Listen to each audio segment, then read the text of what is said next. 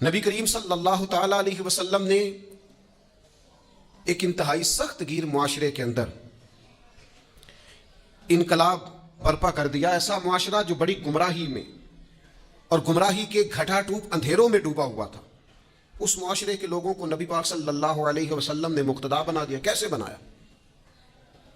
3 چیزیں، اور اگر کوئی زیادہ فوکس کرے گا تو زیادہ سے زیادہ 4 چیزیں حضور نے معاشرے میں پیدا کر دی، اور معاشرہ مقتدا اور پیشوا لوگوں کا معاشرہ بن گیا، صالحین کا معاشرہ۔ کیا چیزیں حضور نے پیدا کی؟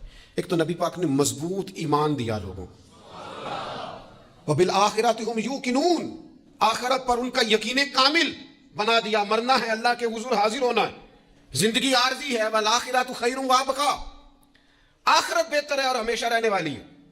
تو نبی پاک علیہ السلام نے مضبوط ایمان لوگوں کے دلوں میں پیدا کیا، اور پھر ساتھ حضور نے انہیں عمل صالح کی طرف مائل کیا۔ انہیں کہا گیا کہ تم نے نیک اعمال کرنے، تمہارے ستھرے اعمال ہوں، تمہاری طبیعت پاکیزہ ہو، تم سارے دن اپنی ذات کے لیے سیاست نہ کرو، بلکہ پاکیزہ روش، پاکیزہ سوچ، اعمال حسنہ، آخرت کی تیاری، قبر و حشر کی بہتری کے لیے اعمال۔ اور تیسرا، نبی پاک علیہ السلام نے لوگوں کے دلوں میں خوف الہی پیدا کر دیا۔ اور چوتھا، حضور نے انہیں فکر آخرت سے آشکار کیا۔ ان کو اپنے گھر کی، بچوں کی، روزی کی، رزق کی، مستقبل کی اتنی فکر نہیں تھی جتنی اپنی آخرت کی فکر تھی۔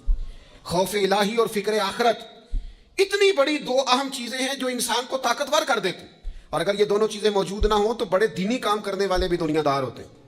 بہت سارے لوگ ہیں دین کا لیبل لگایا ہوتا ہے، دینی کام کر رہے ہوتے ہیں، لیکن اس کی بالکل اوٹ کے اندر چھپ کر وہ ساری دنیا داری کر رہے ہوتے ہیں۔ ان سے تو کئی دنیا دار اچھے ہوتے ہیں جن کے پاس لباس تو مذہب کا نہیں ہوتا، لیکن ان کا باطن سارا کا سارا اللہ رسول سے جڑا ہوا ہوتا ہے۔